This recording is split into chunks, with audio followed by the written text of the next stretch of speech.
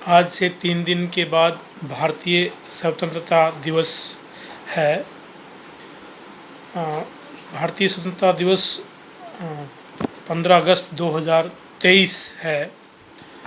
तो क्या हमने जो स्वतंत्रता का उद्देश्य है उसको प्राप्त किया?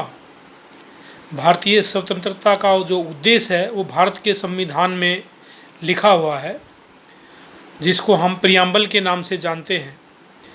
इसमें है कि आओ हम भारत को एक सार्वभौमिक समाजवादी धर्मनिरपेक्ष लोकतांत्रिक गणराज्य बनाएं, जिसमें सभी नागरिकों को सामाजिक, आर्थिक और सामाजिक न्याय, विचार, अभिव्यक्ति, विश्वास, आस्था और पूजा की स्वतंत्रता, स्थिति व अवसर की समानता व व्यक्ति की गरिमा, राष्ट्रीय एकता और अखंडता को सुनिश्चित करने वाली बंधुता मिले।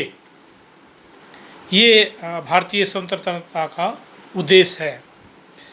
लेकिन ये जो ऊंचे आदर्श और सिद्धांत हैं, ये हमें हकीकत में कहीं दिखाई नहीं देते हैं। तो भारतीय स्वतंत्रता को अभी 76 वर्ष हो गए हैं, 76वां वर्ष हम मनाने जा रहे हैं। तो ये जो हम देखते हैं कि आज जो उद्देश्य जो पूरा नहीं हुआ, ये भारत के अंदर जो राजनीतिक पार्टियां हैं जिन्होंने शासन किया है उन्होंने नहीं होने दिया, और भारत के नागरिकों ने भी नहीं होने दिया। क्योंकि संविधान में तो सभी लोगों के ऊपर ये जिम्मेवारी दी है कि आओ हम सभी भारतीय भारत को एक ऐसा देश बनाएं जहां पर सभी लोगों को न्याय, स्वतंत्रता, समानता और भाईचारा बनाने का अवसर मिले, जिससे देश की एकता और अखंडता कायम रहे। लेकिन भारत के अंदर जो जातीय जो तंत्र है उसने भारत की एकता और अखंडता को नहीं बनने दिया। जो सबसे यहाँ पर महत्वपूर्ण काम होना चाहिए था कि भारत की जो जातीय जो तंत्र है उसके ऊपर यहाँ कार्य होना चाहिए था।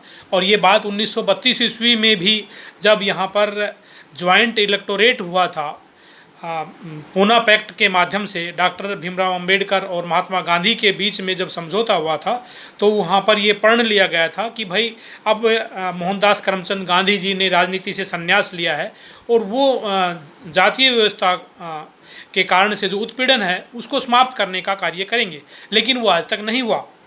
तो हम लोगों को देखना है कि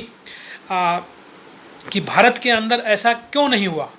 और आज भी हम देखते हैं कि भारत की संसद के अंदर आज ऐसे ऐसे राजनीतिक नारे लगाए जाते हैं और ऐसी विचारधारा की पार्टियां शासन करती हैं जो भारत की जो स्वतंत्रता का जो उद्देश्य है उसको समाप्त करती हैं। भारत की स्वतंत्रता का उद्देश्य है कि यहाँ पर सभी लोगों की समानता हो, सामाजिक रूप से सभी लोगों को न्याय मिले। लेकिन हम देखते हैं कि यहाँ न्यायालयों के अंदर कितने करोड़ों करोड़ों के मामले जो हैं वो लंबित पड़े हैं। यहाँ तक कि यहाँ का सुप्रीम कोर्ट का जो चीफ जस्टिस है और यहाँ की जो राष्ट्रपिता जो है जो यहाँ की भारत की जो राष्ट्रपति हैं वो भी और भारत के प्रधानमंत्री, वो सब संतिया भाषा बोलते हैं।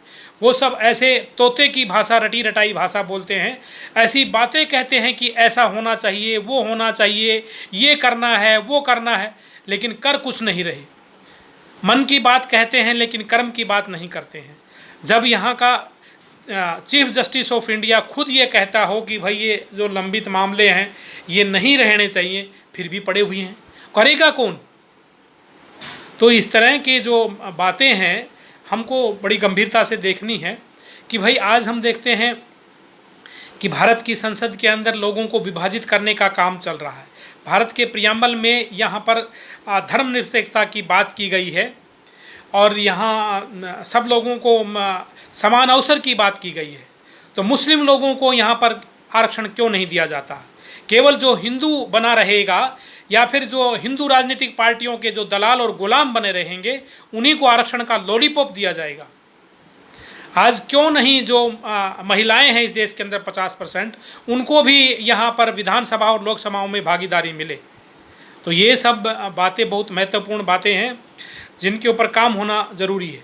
यहाँ की जो निजी संस्थान है वो निजी संस्थान यहाँ पर व्यक्ति की जो गरिमा को समाप्त करते हैं, और यहाँ पर जो सरकारी संस्थान हैं और निजी संस्थान हैं उनके अंदर ज़मीन आसमान का फ़र्क है।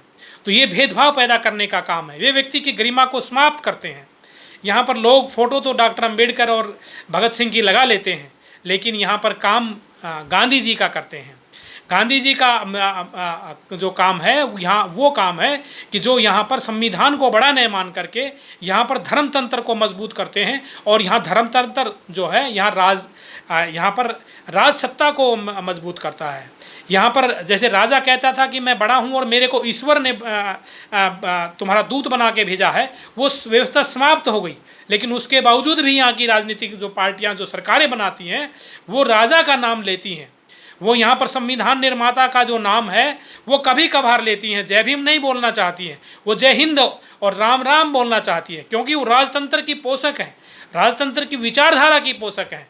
तो ये लोग भारत के जो आज़ादी का जो उद्देश्य है, भारत के संविधान का उद्देश्य है, उसको पूरा नहीं कर सकती हैं। तो ऐसे लोगों को टाटा बाय बाय कहने का अब समय आ गया है, और भारत के अंदर अब जो है जय भीम का राज चलेगा, जय हिंद का राज नहीं चलेगा। ये जय हिंद के बहाने से यहाँ की सेनाओं को, यहाँ की पुलिस को और यहाँ के भोले भाले मासूम नागरिकों को गुलाम और हिंदू बना लेना चाहते हैं, और फिर उसके बाद में ये संविधान को भूल जाना चाहते हैं।